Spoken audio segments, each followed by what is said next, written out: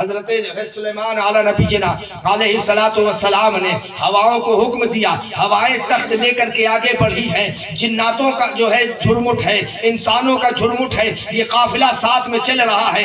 سلیمان علیہ السلام تخت پر جو ہے تشریف فرما ہے، تخت جو ہے کو ہوائیں لے کر کے جا رہی ہیں۔ ایک جگہ پر جو ہے آپ پہنچے ہیں، ریگستان ہے، آس پاس پہاڑ ہے، ریگستان ہے۔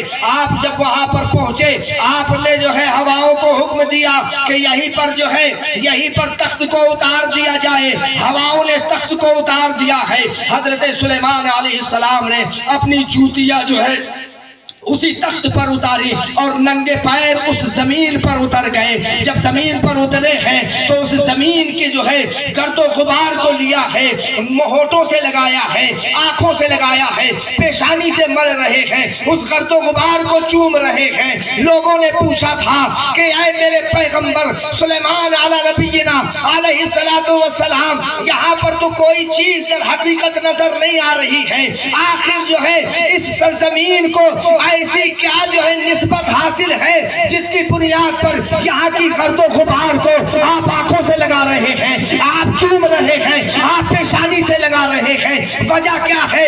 سلیمان علی نبینا علیہ السلام نے ان سے کہا تھا کہ اب بات دراصل یہ ہے کہ یہ سرزمین وہ سرزمین ہے کہ جہاں جو ہے میرے ایک زمانے کے بعد میں شہر مدینہ جو ہے آباد ہوگا، اور نبی آخر الزمان صلی اللہ تعالی علیہ وسلم مکہ میں پیدا ہوں گے اور ہجرت کر کے اسی شہر میں تشریف لائیں گے۔ لہٰذا آج میرے درمیان میں پیغمبر اسلام صلی اللہ تعالی علیہ وسلم تشریف فرما نہیں ہے، لیکن ان کے آنے سے پہلے ہی، ان کے قدم پڑنے سے پہلے ہی اس خاک کو چوم کر کے عقیدت و محبت کا اظہار کر رہا ہوں، عشق و محبت کا اظہار کر رہا ہوں۔ اور اس کے بعد میں پھر ہواؤں کو حکم دیا تھا، تخت لے کر کے ہوائیں آگے بڑھی تھی، سمندر کے کنارے پہنچی ہیں تو آپ نے کیا دیکھا ہے کہ سمندر اپنی پوری طغیانی اور سیلانی کے ساتھ میں موجیں مار رہا ہے۔ آپ نے آگے چل کر کے دیکھا جو ہے کہ یہاں کی موجیں جو ہے، یہاں کی موجیں اور سمندر کے تمام موجوں کے جو ہے برخلاف نظر آ رہی ہیں، یہاں کی موجیں زیادہ اونچے اونچے اٹھ رہی ہیں۔ آخر وجہ کیا ہے؟ آپ نے تخت کو نیچے اتارنے کا حکم دیا ہے، تخت نیچے اتار دیا گیا ہے۔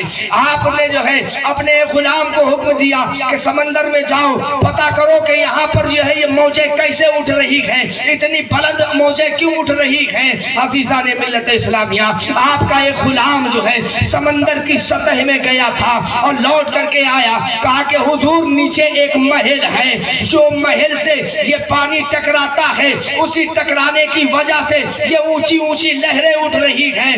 آپ اگر حکم دیں تو ہم اس کو لے کر کے جو ہے باہر لے کر کے آ جائیں محل کو۔ اور بات دراصل یہ ہے کہ ہم اکیلے نہیں جا سکتے، لا سکتے ہیں، آپ تو ایک لوگوں کو اور ہمارے ساتھ میں کر دیں۔ عزیزان ملت اسلامیہ، آپ کے قافلے میں حضرت آصف بن برقیہ رضی اللہ تعالی عنہ ہے بھی تھے۔ حضرت سلیمان علیہ السلام نے آصف بن برقیہ کو جو ہے حکم دیا کہ جاؤ جو ہے سمندر کی سطح میں جا کر کے جو محل ہے اس محل کو پانی سے نکال کر کے باہر لے کر کے آؤ۔ آصف بن برقیہ گئے ہیں، محل کو نکالا ہے، حضرت سلیمان علیہ السلام کے سامنے لا کر کے رکھ دیا ہے۔ اب حضرت سلیمان علیہ السلام تخت سے اترے ہیں، محل کے قریب گئے ہیں، دروازہ بند ہے، قریب جب جا کر کے جو ہے دروازے پر ہاتھ لگایا ہے تو دروازہ کھل گیا۔ جب اندر گئے ہیں تو کیا دیکھا ہے کہ ایک کوئی نوجوان ہے جو اللہ کی عبادت کر رہا ہے۔ تعجب میں پڑ جاتے ہیں حضرت سلیمان علی نبینا علیہ السلام کہ آخر ماجرا کیا ہے؟ سمندر کی سطح میں یہ جو ہے یہ محل موجود ہے اور اس محل کے اندر یہ نوجوان رب کی عبادت میں مصروف ہے۔ یہ کھاتا کیا ہے؟ یہ پیتا کیا ہے؟ یہ زندگی کیسے گزارتا ہے؟ آخر پانی اس کو نقصان کیوں نہیں پہنچاتا ہے؟ اس میں رب کی مشیت کیا ہے؟ آپ یہی سوچ رہے تھے، آگے بڑھے ہیں، اس نوجوان کے قریب گئے ہیں، کہا کہ مجھے یہ بتاؤ تم اس محل کے اندر آئے کیسے، اور آنے کا سبب تو بتانا ہی بتانا ہے، یہ بھی بتاؤ کہ تم اس میں کب کب سے ہو؟ تو اس نے بتایا جو ہے کہ میں بہت سال پہلے سے جو ہے اس محل کے اندر ہوں۔ سلیمان علی نبینا علیہ السلام نے پوچھا تھا کہ جب تمہیں بھوک لگتی ہے تو تم کیا کھاتے ہو؟ جب تمہیں پیاس لگتی ہے تو تم کیا پیتے ہو؟ اس نے بتایا کہ جب مجھے بھوک لگتی ہے یا پیاس لگتی ہے تو یہ درخت دیکھ رہے ہو، اس درخت میں جو ہے اللہ تبارک و تعالی پھل عطا فرما دیتا ہے، میں ان پھلوں کو توڑ کر کے کھا لیتا ہوں، میری پیاس بھی ختم ہو جاتی ہے، میری بھوک کی شدت بھی ختم ہو جاتی ہے۔ حضرت سلیمان علی نبینا علیہ السلام نے فرمایا کہ چل بھائی یہ بات تو درست ہے، لیکن یہ بتا کہ تو اس محل میں آیا کیسے، اور اس محل میں آنے کے بعد میں تو سمندر کی سطح میں کیسے جو ہے زندگی گزار رہا ہے، اس کا واقعہ کیا ہے، اس کا ماجرا کیا ہے، کیسے تو اس میں داخل ہوا؟ اس نے کہا کہ اے سلیمان علی نبینا علیہ السلام، عزیزان ملت اسلامیہ، وہ عرض کرتا ہے کہ مجھے بھی اللہ تبارک و تعالی نے تمام لوگوں کی طرح جو ہے ماں کا سایہ بھی نصیب کیا تھا، باپ کا سایہ بھی نصیب کیا تھا۔ اللہ نے جو ہے میری زندگی میں دونوں کو جو ہے سلامت رکھا تھا۔ ایک وقت ایسا آیا کہ ماں بیمار ہوئی، میں ماں کی خدمت میں لگ گیا، خدمت کرتے کرتے ماں جو ہے بیماری کے ایام سے گزر رہی ہے، جب اس کو پانی کی ضرورت ہوتی تو میں اس کے سامنے پانی پیش کر دیتا، جب اس کو دوا کی ضرورت ہوتی میں اس کے لیے دوا کا انتظام کر دیتا، جب اس کو بھوک لگتی تو میں اس کے لیے کھانے کا انتظام کر دیتا۔ لہٰذا جو ہے میں اپنی ماں کی ہر ضرورت کو پوری کرتا رہا، یہاں تک کہ 7 سال ہو گئے میں اپنی بیمار ماں کی خدمت کرتا رہا۔ 7 سال جب مکمل ہو گئے تو میری ماں نے جو ہے مجھے قریب بلایا، بیٹا ادھر آؤ۔ میں ماں کے ادب و احترام کی بنیاد پر میں سرہانے نہیں گیا بلکہ میں پائتی بیٹھ گیا۔ اے میرے قوم کے نوجوانوں، جب والدین تمہیں بلایا کریں تو ان کے سر پر سوار نہ ہوا کرو، تم ان سے اونچی آواز میں بات نہ کیا کرو، سلیقے سیکھو اپنے بزرگوں سے، سلیقے سیکھو اپنے بڑوں سے، جو ہے ان کے سروں کے درمیان نہیں کھڑا ہوا جاتا ہے، ان کی آواز میں آواز ملا کر کے جواب نہیں دیے جاتے ہیں، ان کے جو ہے ان کی باتوں کو ٹالا نہیں جاتا ہے، ان کی بے عزتیاں نہیں کی جاتی ہیں، اپنے والدین کو گالیاں نہیں دی جاتی ہیں، ان کی نافرمانیاں نہیں کی جاتی ہیں۔ اس نوجوان نے کہا تھا، میں ادب کو ملحوظ رکھتے ہوئے ماں کے پیتیانے جو ہے کھڑا ہو گیا۔ ماں نے کہا بیٹا میرے جو ہے سینے کے قریب آ۔ میں ماں کے حکم سے جو ہے ماں کے سینے کے قریب چلا گیا۔ جیسے ہی میں ماں کے قریب بیٹھا، میری ماں جو ہے آخری مرحلوں سے گزر رہی تھی، سکرات کا وقت لگا ہوا تھا، نزا کا وقت تھا۔ میری ماں نے اپنے سینے کے قریب مجھے بیٹھانا ہے اور اس کے بعد میں میرے سر پہ ہاتھ رکھ کر کے کہا بیٹا تو نے میری 7 سال تک خدمت کی ہے، اب میرا آخری وقت ہے، میں تجھے کچھ دعا دے کر کے جانا چاہتی ہوں۔ اللہ اکبر۔ اس نوجوان نے کہا تھا ماں تو کیا دعا دینا چاہتی ہے؟ میں تیری دعاؤں کا طالب ہوں، میں تیری دعاؤں کا منتظر ہوں، میں تیری دعاؤں کا جو ہے چاہنے والا ہوں، تو کون سی دعا دینا چاہتی ہے؟ ماں نے اپنے جو ہے لرزتے ہوئے ہاتھ اٹھائے تھے رب کی بارگاہ میں، اور اس کے بعد میں رب کی بارگاہ میں دعا کی تھی، اے پروردگار عالم میرے بیٹے کو اپنی عبادت کی توفیق عطا فرمانا۔ اللہ اکبر۔ غور کرو میرے قوم کے نوجوانوں، میرے بزرگوں اور دوستوں، جن کی اولادیں اس روئے زمین پر کھیل رہی ہیں، جن کی اولادیں ان کی نگاہوں کے سامنے ہیں، سبق حاصل کرو اس جو ہے ماں سے کہ ماں جو ہے آخری وقت میں یہ دعا نہیں کر رہی ہے کہ میرے بیٹے کو جو ہے سلطانی عطا فرما دے، میرے بیٹے کو سرداری عطا فرما دے، میرے بیٹے کو جو ہے دولت سے نواز دے۔ نہیں، رب کی بارگاہ میں جو ہے آخری دعا جو بیٹے کو دے رہی ہے وہ یہ دے رہی ہے کہ اے رب ذوالجلال میرے بیٹے کو اپنی عبادت کی توفیق عطا فرما دے۔ بولے سبحان اللہ، درود پاک پڑھے۔ اللہم صلی علی سیدنا و مولانا محمد وبارک وسلم صلاۃ و سلام علیک یا رسول اللہ صلی اللہ تعالی علیہ وسلم۔ ماں نے یہ دعائیں دی ہیں اپنے بیٹے کو، رب کی بارگاہ میں لرزتے ہوئے ہاتھ اٹھا کر کے، مولا میرے بیٹے کو اپنی عبادت کی توفیق عطا فرما۔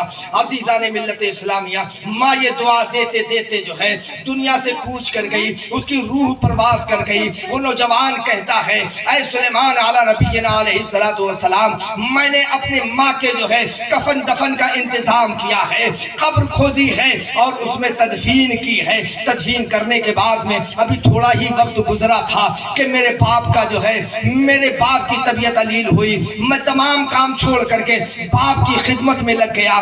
باپ کو جس چیز کی ضرورت ہوتی میں باپ کے لیے وہ ضرورتوں کو جو ہے مہیا کر دیتا۔ میں باپ کے لیے جو ہے میں تمام ضرورتیں جو ہے اکٹھا کر دیتا۔ باپ کو پانی کی ضرورت ہوتی تو پانی دیتا، باپ کو کھانے کی ضرورت ہوتی تو کھانا دیتا، باپ کو کہیں جو ہے ٹہلانے کی ضرورت ہوتی تو میں ہاتھ پکڑ کر کے اپنے کندھے کا سہارا دے کر کے باپ کو ایک جگہ سے دوسری جگہ لے جاتا۔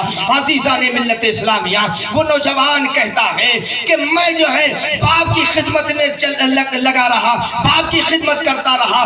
2 سال کا عرصہ گزر گیا۔ ایک روز میرے باپ نے مجھے بلایا، بیٹا شہزادے ادھر آؤ۔ میں باپ کی جو ہے کہ ادب و احترام میں میں پائتی کی طرف کھڑا ہو گیا۔